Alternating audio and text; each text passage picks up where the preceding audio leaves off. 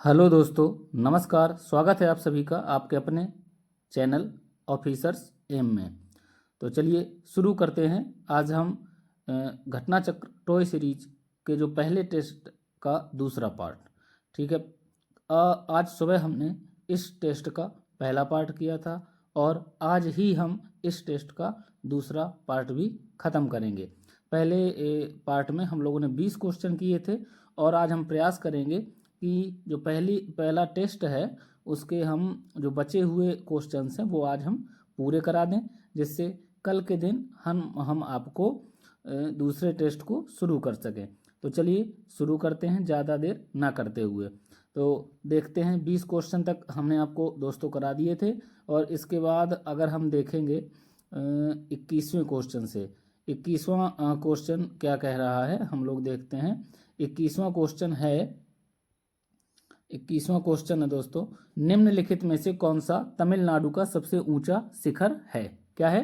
निम्नलिखित में से कौन सा तमिलनाडु का सबसे ऊंचा शिखर है। तो इसमें 4 विकल्प हैं। पहला है नंदा देवी, दूसरा है डोडा बेटा, तीसरा है अनाईमुड़ी और चौथा है महेंद्र गिरी। ये आपके 4 विकल्प हैं।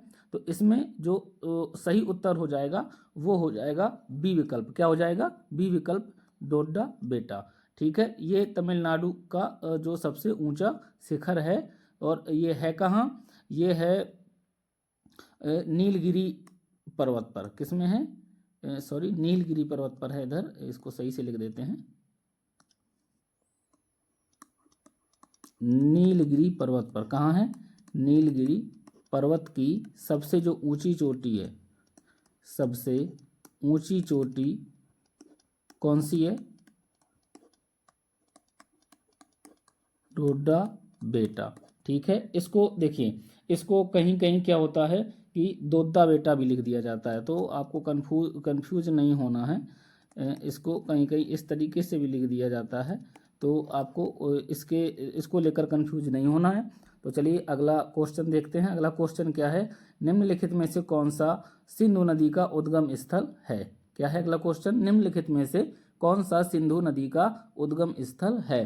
पहला विकल्प है बोखरचू। क्या है? बोखरचू। दूसरा विकल्प है गंगोत्री, तीसरा विकल्प है चेमायूंग डोंग और चौथा विकल्प है जेमू।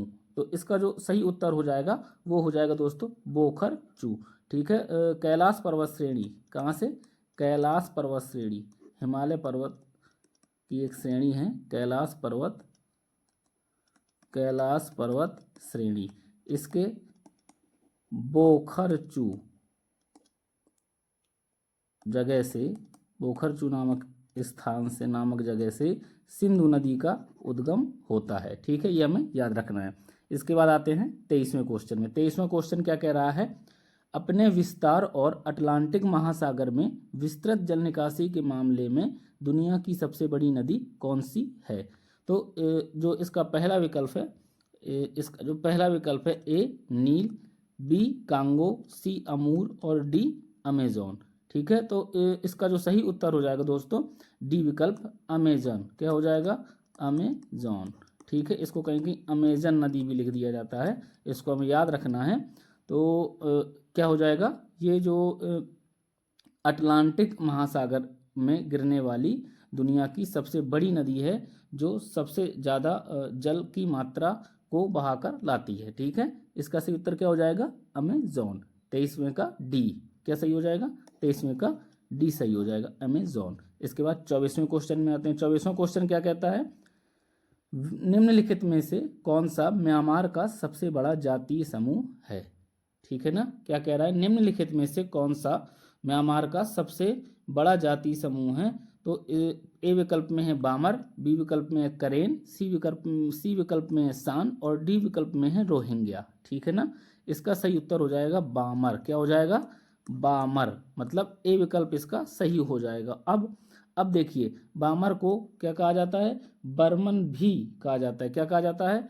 बर्मन भी कहा जाता है। तो अगर बामर की जगह बर्मन लिखा जाए तो भी हमें क्या सही करना है? बर्मन या बामर में से एक ही सही करना, जो कि म्यांमार का सबसे बड़ा जातीय समूह है। चलिए 25वें क्वेश्चन में आते हैं। 25वां क्वेश्चन क्या कह रहा है? पूरे विश्व में पूरे विश्व में हरित क्रांति के जनक के रूप में किसे जाना जाता है? ठीक है, ये विश्व की बात कर रहा है, ना कि भारत की बात। तो ए विकल्प है नॉर्मन बोरलॉग, बी है एम.एस. स्वामीनाथन, सी है लाइनस पॉलिंग और डी है रॉल्फ बंचे। 4 विकल्प है ना। तो इसका जो दोस्तों सही उत्तर हो जाएगा, ये हो जाएगा ए विकल्प। क्या हो जाएगा? ए विकल्प नॉर्मन बोरलॉग। विश्व में क्या हो जाएगा? विश्व में हरित क्रांति के जनक हो जाएंगे नॉर्मन बोरलॉग। और भारत में, अगर भारत की बात करें तो भारत में हो जाएंगे एम.एस. स्वामीनाथन।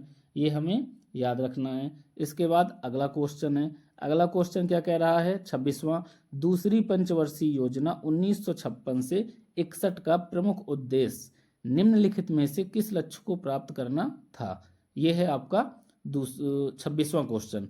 ए विकल्प है भारी उद्योगों पर फोकस के साथ तेजी से औद्योगिकीकरण, बी विकल्प है आत्मनिर्भर एवं स्वजनिक अर्थव्यवस्था, सी विकल्प है स्थिरता के साथ विकास, डी विकल्प है सामाजिक न्याय के साथ विकास। ठीक है ना। तो इसका जो दोस्तों सही उत्तर हो जाएगा, हम आपको बता दें, फिर इसके बारे में थोड़ा सा विस्तार से चर्चा करेंगे। तो इसका सही उत्तर हो जाएगा ए, भारी उद्योगों पर फोकस के साथ तेजी से औद्योगिकीकरण। अब अगर हम बात करें तो दूसरी जो पंचवर्षीय योजना थी, ये थी महालनोबिस। किस मॉडल पर आधारित? महालनोबिस मॉडल पर आधारित थी। ठीक है। और ये तो उसमें लिखा ही है क्वेश्चन में 1956 से 61 तक थी। और इसमें क्या था? औद्योगिकीकरण पर, किसमें? औद्योगिकीकरण पर विशेष जोर दिया गया था। ठीक है। इस पंचवर्षीय योजना में किस में जोर दिया गया था? औद्योगिकीकरण पर विशेष जोर दिया गया था। तो हमें ये याद रखना है। इसके बाद आते हैं 27वें क्वेश्चन में। 27वां क्वेश्चन क्या कह रहा है? प्रधानमंत्री जीवन ज्योति बीमा योजना क्या है? प्रधानमंत्री जीवन ज्योति बीमा योजना के आयु वर्ग के भारतीय नागरिकों के लिए है। ठीक है ना। किस आयु वर्ग के भारतीय नागरिकों के लिए है, ये प्रश्न है।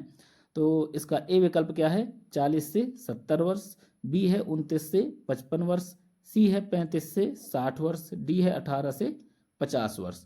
ये 4 विकल्प दिए हुए हैं। अब हमें क्या है, एक चीज हम आपको बता दें कि प्रधानमंत्री श्री नरेंद्र मोदी जी ने, किसने? प्रधानमंत्री श्री नरेंद्र मोदी जी ने, नरेंद्र मोदी जी ने कब? 2015 में। कब? 2015 में 3 योजनाएं शुरू की। 3 योजनाएं शुरू की, जिसमें एक पहली थी अटल पेंशन। कौन सी? अटल पेंशन योजना। ठीक है। दूसरी थी प्रधानमंत्री सुरक्षा बीमा योजना। ठीक है, बीमा योजना। और तीसरी थी प्रधानमंत्री जीवन ज्योति बीमा योजना। प्रधानमंत्री जीवन ज्योति बीमा योजना। ठीक है। ये 3 योजनाएं शुरू की थी। तो ये आपको याद रखना है।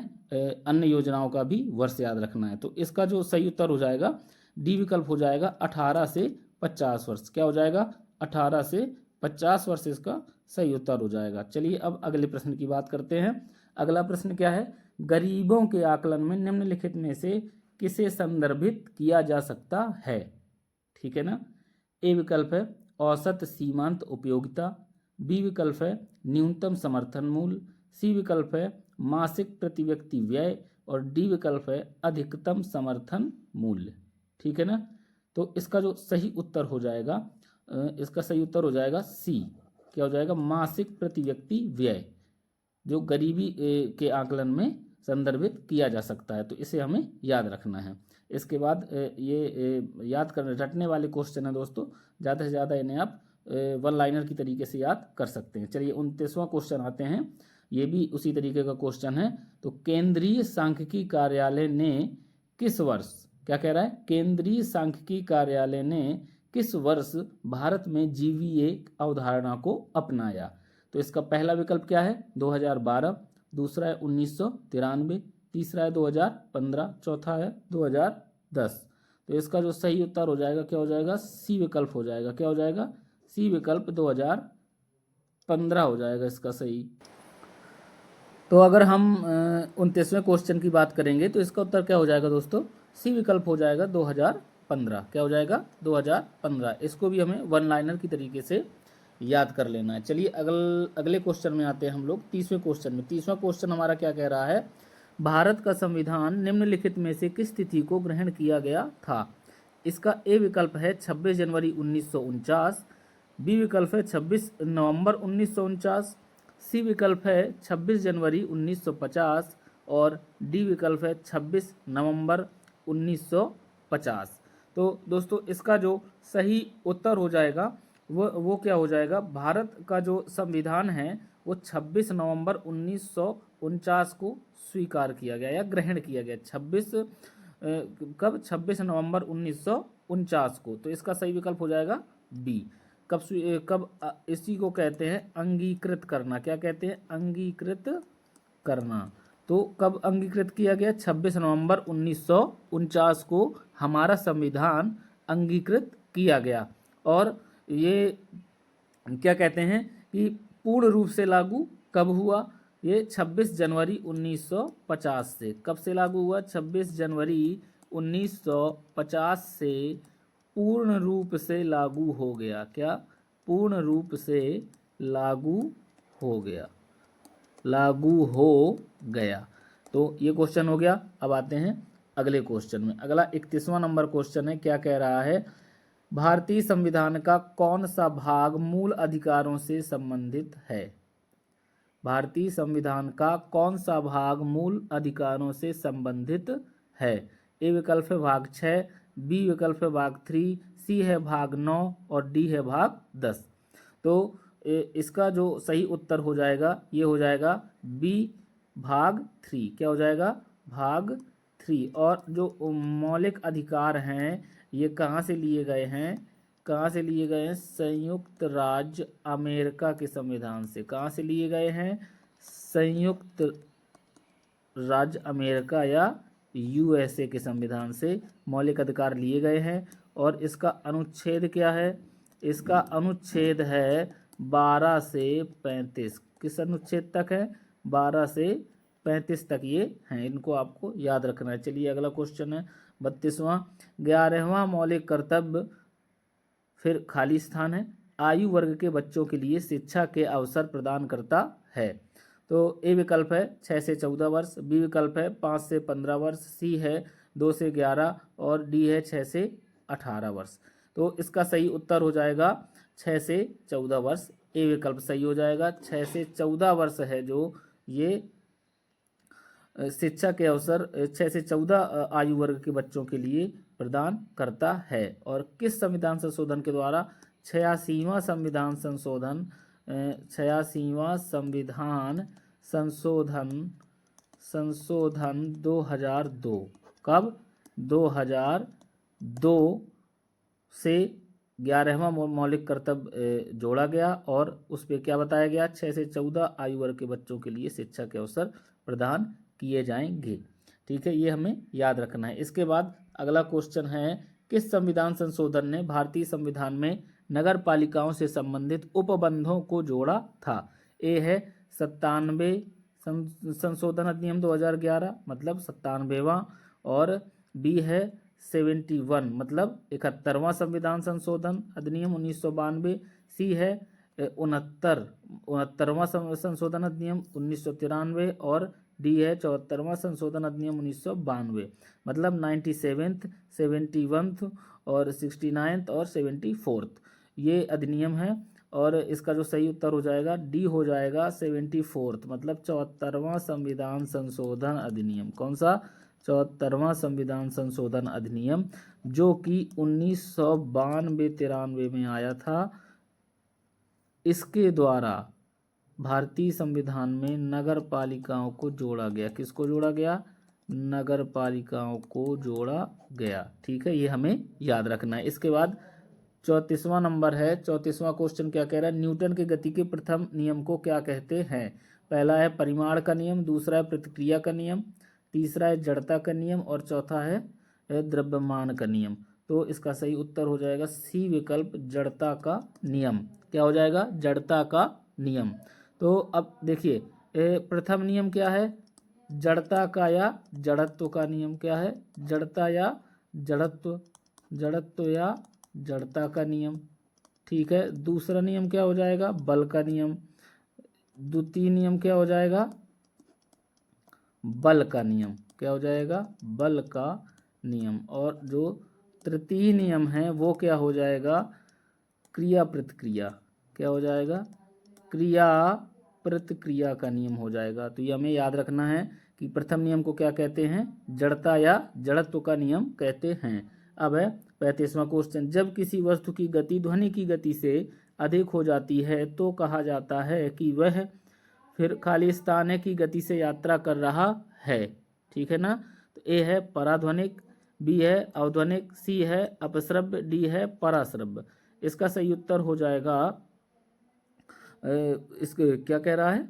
जब किसी वस्तु की गति ध्वनि की गति से अधिक हो जाती है तो कहा जाता है कि वह खाली स्थान की गति से यात्रा कर रहा है। ठीक है ना? तो इसका सही उत्तर हो जाएगा पराध्वनिक, या जिसको हाइपरसोनिक भी कहते हैं। क्या कहते हैं? हाइपरसोनिक। ठीक है, या इसको कहते हैं सुपरसोनिक। क्या कहते हैं? सुपरसोनिक।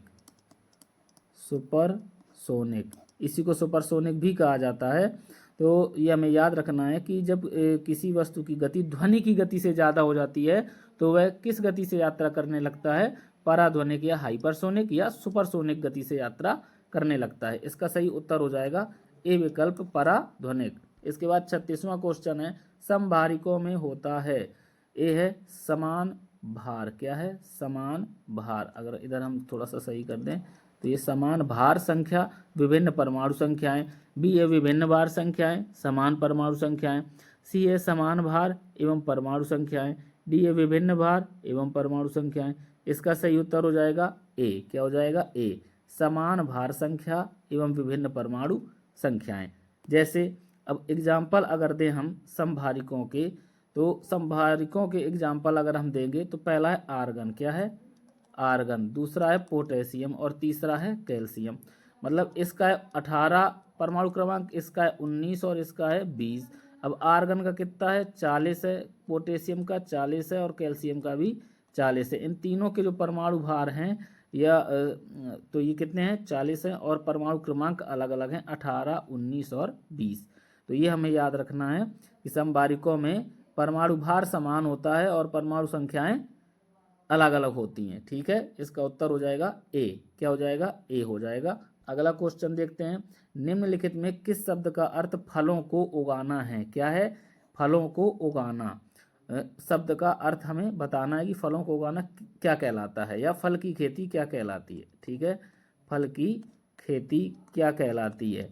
तो इसका पहला विकल्प है अर्बोरिकल्चर, दूसरा है पॉमीकल्चर, तीसरा है सेरीकल्चर और चौथा है एपीकल्चर। ठीक है ना? तो इसका जो सही विकल्प हो जाएगा बी हो जाएगा पॉमीकल्चर। पॉमीकल्चर को क्या कहते हैं? फलों की खेती। क्या कहते हैं? फलों की खेती। ठीक है, इसके बाद अगला आते हैं, बांझपन निम्नलिखित में से किस विटामिन की कमी से होता है? बांझपन निम्नलिखित में से किस विटामिन की कमी से होता है? ए विकल्प है विटामिन ई, बी है विटामिन डी, सी है विटामिन B1 और डी है विटामिन के। तो इसका सही उत्तर हो जाएगा विटामिन ई। क्या हो जाएगा? विटामिन ई, जिसकी कमी से बांझपन हो सकता है। और विटामिन ई को क्या? विटामिन ई को किसको? विटामिन ई को हम लोग कहते हैं ब्यूटी विटामिन। क्या कहते हैं? ब्यूटी विटामिन भी कहते हैं। क्या कहते हैं? ब्यूटी विटामिन भी हम इसको कहते हैं। और देखिए ये वसा में घुलनशील होता है। वसा में घुलनशील होता है। कहाँ घुलनशील होता है? वसा में। और भी विटामिन होते हैं जो वसा में घुलनशील होते हैं, ए, डी और के और साथ में ई। और बी व सी कहाँ होते हैं? जल में घुलनशील होते हैं। कहाँ? जल में। कहाँ घुलनशील होते हैं? जल में। और ये वसा में घुलनशील होते हैं। ये हमें याद रखना है। इसके बाद 39वां क्वेश्चन देखते हैं, आंध्र प्रदेश पुनर्गठन अधिनियम किस वर्ष पारित किया गया था?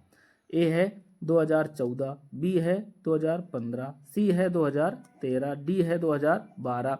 तो इसका सही उत्तर हो जाएगा 2014 ए विकल्प। क्या हो जाएगा 2014 ए विकल्प, मतलब तेलंगाना और आंध्र प्रदेश। ठीक है, तेलंगाना और आंध्र प्रदेश, इनके पुनर्गठन की बात करेंगे तो ये कब हुआ था 2014 में। कब हुआ था 2014 में।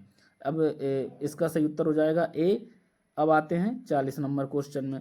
वर्तमान में उपलब्ध जानकारी के अनुसार भारत के पड़ोसी देश भूटान की राजधानी कौन सा शहर है?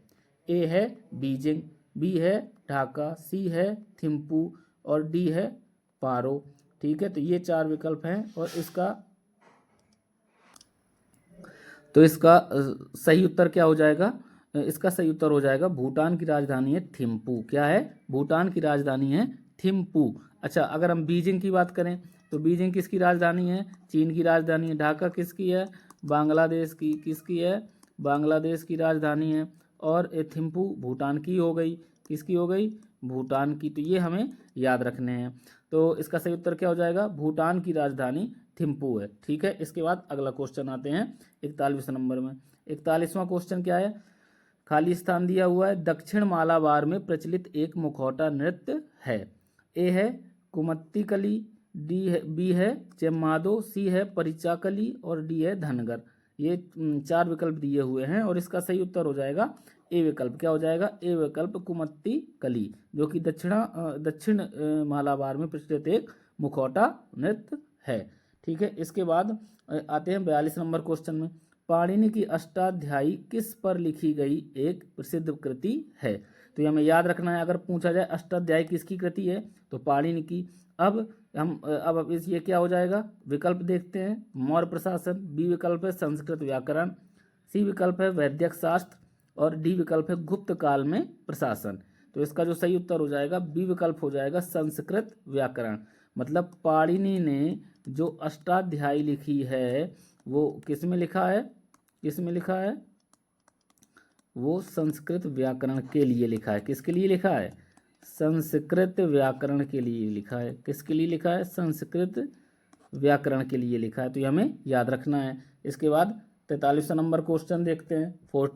43 राष्ट्रीय विज्ञान अकादमी निम्नलिखित में से किस राज्य में स्थित है? ए विकल्प है उत्तर प्रदेश, बी विकल्प है उत्तराखंड, सी विकल्प है तेलंगाना और डी विकल्प है कर्नाटक। है ना, ये 4 विकल्प दिए हुए हैं। इसका सही उत्तर हो जाएगा ए। क्या हो जाएगा? ए उत्तर प्रदेश। अब ये उत्तर प्रदेश के कहाँ है? प्रयागराज में है। कहाँ है? प्रयागराज में। स्थापना कब हुई थी? 1930 में। कब हुई थी? 1930 में। अब ये भारत की सबसे प्राचीन राष्ट्रीय विज्ञान अकादमी है। क्या है? सबसे प्राचीन विज्ञान अकादमी है। तो ये हमें याद रखना है। क्या याद रखना है? कि जो राष्ट्रीय विज्ञान अकादमी है प्रयागराज में स्थापित है। उत्तर प्रदेश के 1930 में स्थापना हुई थी और भारत की सबसे प्राचीन विज्ञान अकादमी है। अब 44वां नंबर क्वेश्चन। राज्यसभा का सदस्य बनने के लिए एक भारतीय नागरिक की न्यूनतम आयु कितनी होनी चाहिए? तो ए विकल्प है 25 वर्ष, बी है 30 वर्ष, सी है 35 वर्ष और डी है 20 वर्ष। ठीक है, इसका सही उत्तर हो जाएगा बी विकल्प 30 वर्ष। क्या हो जाएगा? राज्यसभा के लिए 30 वर्ष। क्या हो जाएगा? राज्यसभा के लिए 30 वर्ष। और लोकसभा के लिए कितनी उम्र होती है? लोकसभा के लिए 25 वर्ष। कितनी?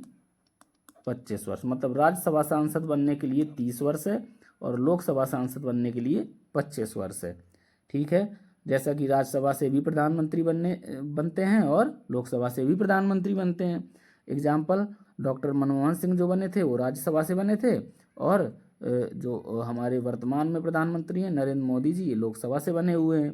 तो ये हमें याद रखना है। उत्तर क्या हो जाएगा? 30 वर्ष होती है न्यूनतम आयु राज्यसभा का सदस्य बनने के लिए। 45वां नंबर क्वेश्चन है। अंतर्राष्ट्रीय ओजोन परत संरक्षण दिवस कब मनाया जाता है? ए विकल्प है 16 सितंबर, बी विकल्प है 10 सितंबर, सी विकल्प है 18 सितंबर और डी विकल्प है 13 सितंबर। इसका सही उत्तर हो जाएगा 16 सितंबर। कब हो जाएगा? 16 सितंबर। हम लोग 16 सितंबर को ओजोन परत संरक्षण दिवस मनाते हैं? क्या मनाते हैं? 16 सितंबर को ओजोन परत संरक्षण दिवस मनाते हैं। तो ये हमें याद रखना है। इसके बाद अगला क्वेश्चन, पारितंत्र में विभिन्न स्तरों पर रहने वाली विभिन्न प्रजातियों के ऊर्ध्वाधर वितरण को क्या कहा जाता है? ए विकल्प है उपाशाखन, बी विकल्प है समूहीकरण, सी विकल्प है स्तर विन्यास और डी है समतलन। तो इसका जो सही उत्तर हो जाएगा स्तर विन्यास। क्या हो जाएगा? स्तर विन्यास। मतलब पारितंत्र में एक कोई पारितंत्र है, अलग अलग स्तर हैं और उस पर रहने वाली जो प्रजातियां हैं उसका ऊर्ध्वाधर वितरण है, उसे कहा जाता है स्तर विन्यास। अब अगर उदाहरण की बात करें तो एक जंगल की अगर हम बात करेंगे तो इसमें सबसे ऊपर जो होता है वो वृक्ष होता है, फिर इसके बाद फिर क्या होता है? झाड़ियाँ होती हैं। क्या होता है? झाड़ियाँ होती हैं। फिर इसके बाद पौधे होते हैं छोटे छोटे, फिर इसके बाद घास। इस तरीके से ये क्या हो जाता है? इनका स्तर विन्यास होता है। क्या होता है? स्तर विन्यास होता है किसी पारितंत्र में। तो 46वें का सही उत्तर क्या हो जाएगा? सी, स्तर विन्यास। अब 47 नंबर क्वेश्चन देखते हैं, विश्व बैंक की स्थापना कब की गई थी? ए विकल्प है 1944, बी विकल्प है 1956, सी विकल्प है 1960 और डी विकल्प है 1988। ठीक है ना? तो विश्व बैंक की स्थापना कब हुई थी? देखिए, विश्व बैंक की स्थापना औपचारिक रूप से 1944 में हुई। कब? औपचारिक रूप से 1944 में हुई, लेकिन सदस्यता 1945 से प्रारंभ हुई। सदस्यता कब हुई? सदस्यता प्रारंभ हुई 1945 से। तो इस विकल्प में क्या है? 1944 है, तो ए विकल्प इसका सही हो जाएगा। हमें ये याद रखना है, विश्व बैंक की स्थापना कब हुई? 1944 में। सदस्यता ग्रहण करना कब प्रारंभ हुई? 1945 में। इसके बाद लास्ट क्वेश्चन है, भारत तथा पाकिस्तान के बीच निर्धारित सीमा है। इस क्वेश्चन का उत्तर आपको खुद देना है कमेंट बॉक्स में, और हम लोग आशा करेंगे कि आप लोग इसका सही उत्तर देंगे। ज़्यादा से ज़्यादा वीडियो को लाइक करें, शेयर करें और हमारे चैनल को सब्सक्राइब करें। चलिए मिलते हैं इसी के साथ अगले वीडियो में, तब तक के लिए आपसे विदा लेते हैं। नमस्कार।